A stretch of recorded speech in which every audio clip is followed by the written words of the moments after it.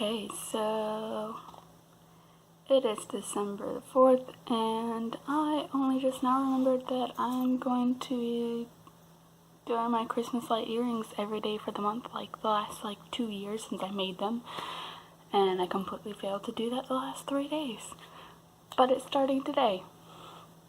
Also, I am having my work Christmas luncheon today at 3 o'clock. I and the 4 other members of my team are going to the Rookery down in downtown Macon for our lunch.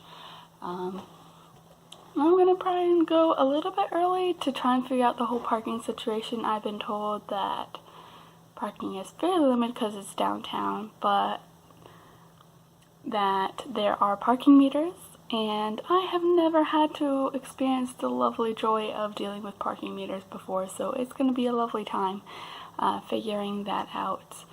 I did do a little bit of pre-research. But anyway, main thing that I was looking to do today is kind of going over my TBR for the Christmas at Hogwarts Magical Readathon. I have been super interested in the Magical Readathon ever since I heard it first mentioned through the Charms Extra Credit that I saw on Abigail's Cup of Tea channel. And I was super confused. I'm like, there's a Hogwarts themed readathon, like, how have I not heard of this before? And I'm so mad that I'm too late into it. Like, I couldn't figure out where the details were to try and join in on it before it actually happened. And I think I saw the video after it had already been posted for a while. I don't remember the specifics because it's been a minute. But then she finally posted the one for her TBR for the Magical Readathon, and then I did all of the research, and I finally tracked down what all the information is on the Readathon, and so now I actually have a TBR and I'm finally able to participate. Anyway, so the Christmas at Hogwarts Readathon, if I can stop getting notifications, that'd be great. So basically, this is the setup, kind of like Marauder's Map situation, where you pick your books, and you end up with a choice of 5 books in the end, and then you get to attend the Christmas feast, which basically means you go and watch a Harry Potter movie, which is great. So we start at the top there, and everyone starts with finish your coursework. And basically that means that you finish whatever book you're in the middle of reading, which is great because that was really a struggle trying to transition from regular reading into the Fall into Fantasy Readathon last time. At this point, I still, of course, don't know just what it will be, because I'm still like almost 2 weeks away from the Readathon since it's starting on the 17th of December. And we'll be running until the 26th. But most likely at this point, I'm assuming that, well, I may not know what I'm using for my out and about book, since right now I'm doubling up. I most likely feel like I'll probably still be in the middle of S/Ship of Theseus by J.J. Abrams and Doug Dorst. There's a lot going on in this thing. I have done a little bit of research trying to figure out what is the best way of going about reading this book, because there is a lot of kind of debate about it, saying there is no real correct way to read it, but most people do suggest by reading the story Ship of Theseus itself without all the annotations and inserts first, and then once you've actually read through the whole story, then go back and read the annotations and such from there, and then there's a little bit more like wiggle room, but that seems to be the general consensus of the easiest way. So right now I've kind of been slacking a little bit in reading it on my time at home. Basically I've been doubling up because I don't want to take this out and about with me, because there is so much in here in terms of like inserts and crap that I don't want to lose it, because I am borrowing this from my sister. So that's why I've been keeping to just reading this at home, and right now I'm in the middle of finishing up the current, which was my arc that I got from the passport day at Gottwall's a weekish ago. and I'm almost finished. I've got like 50 pages left. Unfortunately, it was super busy at work yesterday, and we did not get the slow down after 8 o'clock that we usually get, so I didn't get to finish the book yesterday, but hopefully today. So I don't know what my out and about book will be, but most likely I will still be working on this when I'm at home at that point. So I may still just kind of read that throughout the readathon. I don't know. I'm going to figure that out. But, let's see. I may just count finishing my out and about book before I finish my coursework, depending on how it works, how close I am to actually finishing Ship of Theseus. Then next on the list, there is a choice between either option 1, you go and help Hagrid decorate the trees, or you can choose option 2, which is having a snowball fight with the Weasley twins and helping Hagrid decorate the trees. I really should have brought back up the page where I had what each of these mean. Hold on. Option 1 of book 2 is helping Hagrid decorate the trees, which means you pick a book with a golden detail somewhere on it. Or option 2, if you have a snowball fight with the Weasley twins, then you would be picking a book that you think will be humorous. I chose to help Hagrid decorate the trees, and for that second book I'll be reading on the readathon, I decided to get back to the Phantom Toll Booth, which was one of my favorites when I was super little. Basically, anytime I hear of or look at this book, all I can think of is trips walking out to the library in Woodstock with Cindy or Nikki, mostly Cindy, and just getting a whole bunch of books at the library there.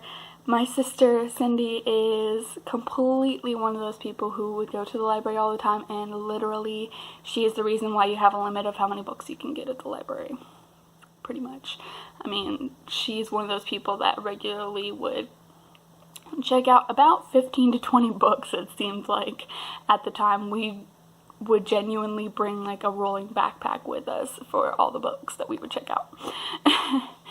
So we used to walk across town, like it felt like ages away, because it was probably, I don't know, probably a mile or two away from where we lived downtown Woodstock at the time, before they switched to the new library there that's even further.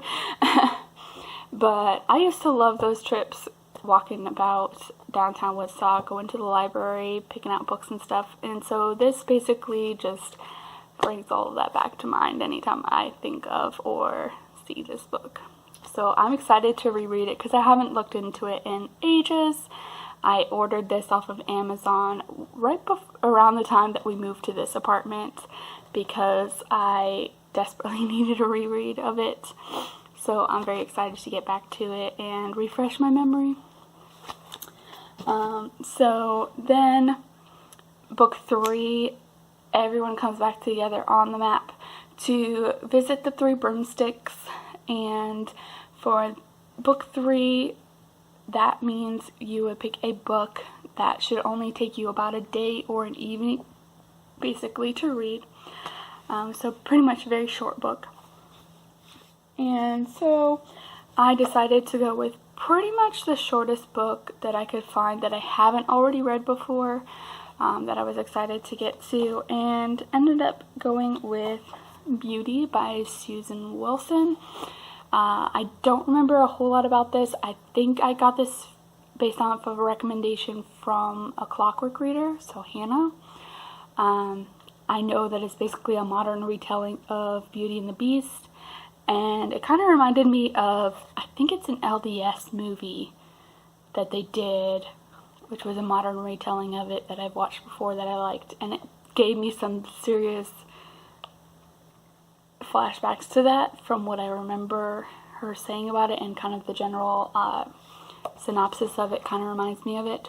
So I'm excited to kind of look into it and read it. Plus it's centered in New Hampshire, and that's where my parents are from, so nice little side note there.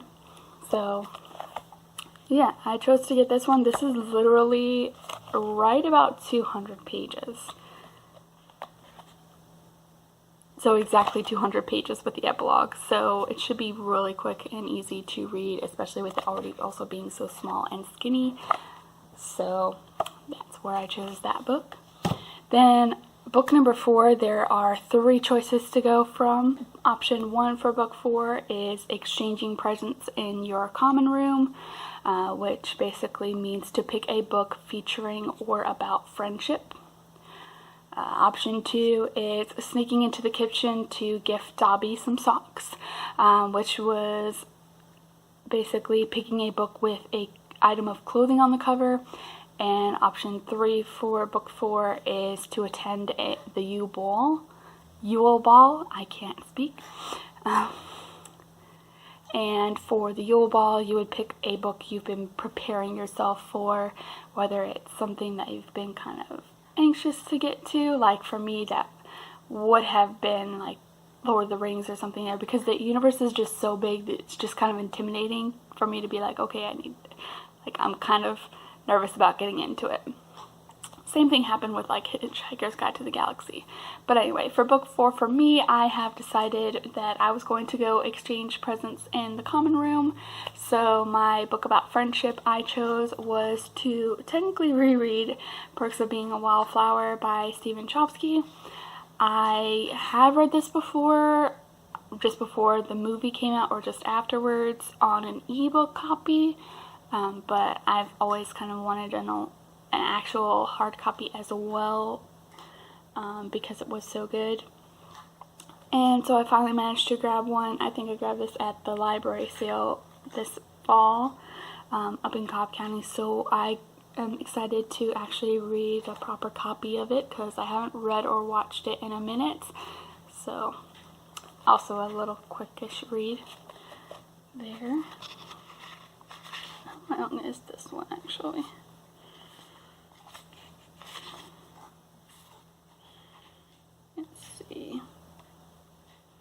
So this one's like 213 pages, so pretty similar to the 3rd book. And then so book 5 has a few options depending on where you went with book 4.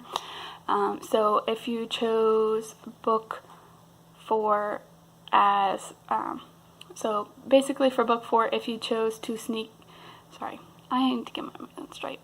If for book 4 you chose option 1, which was Exchanging Presents in Your Common Room like I did, you have 2 choices for book 5. One is to, fly around the snowy Hogwarts grounds, which basically means to pick a book with a building on the cover.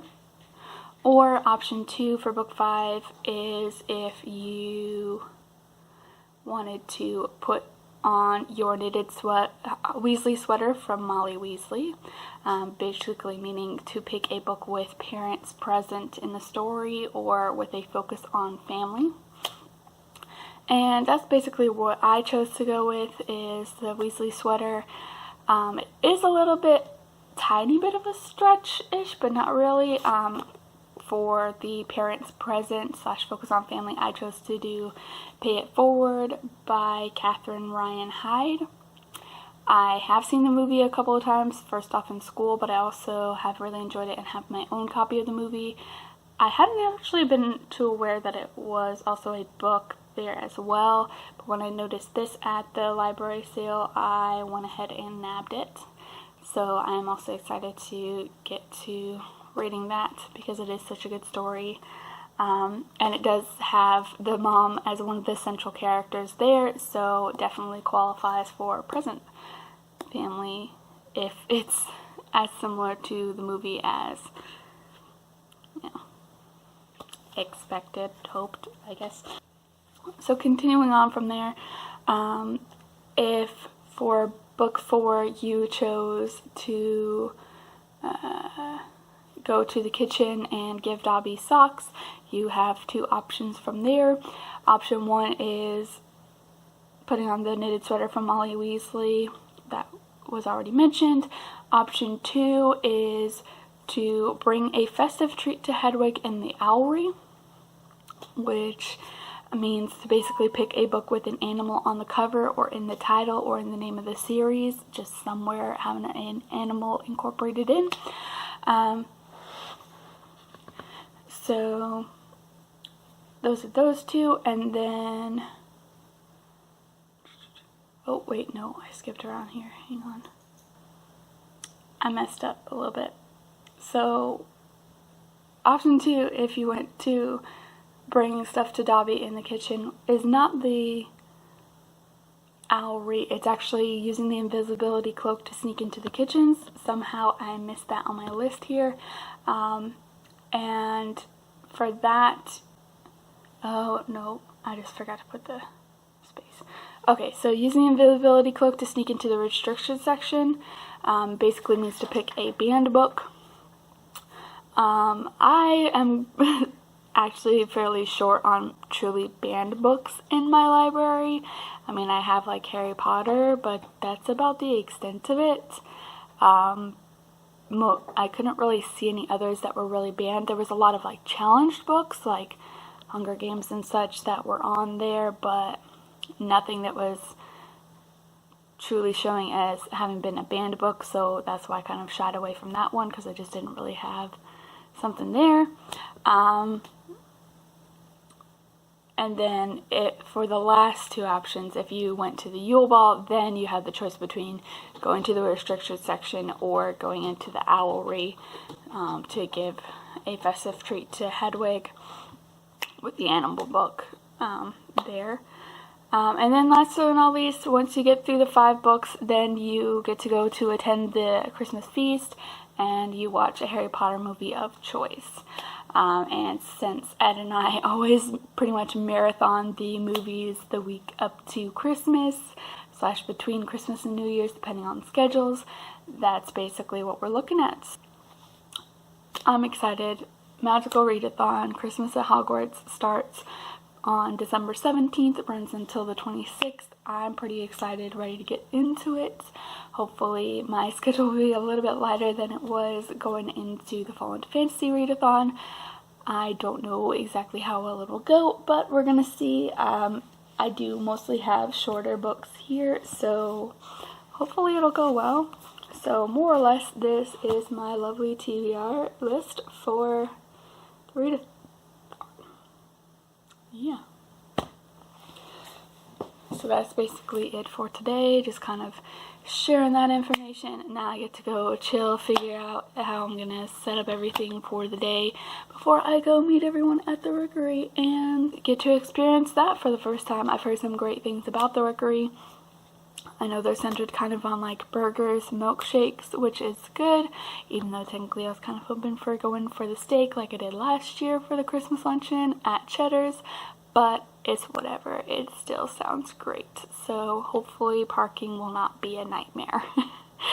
So yeah, that's basically what we're doing.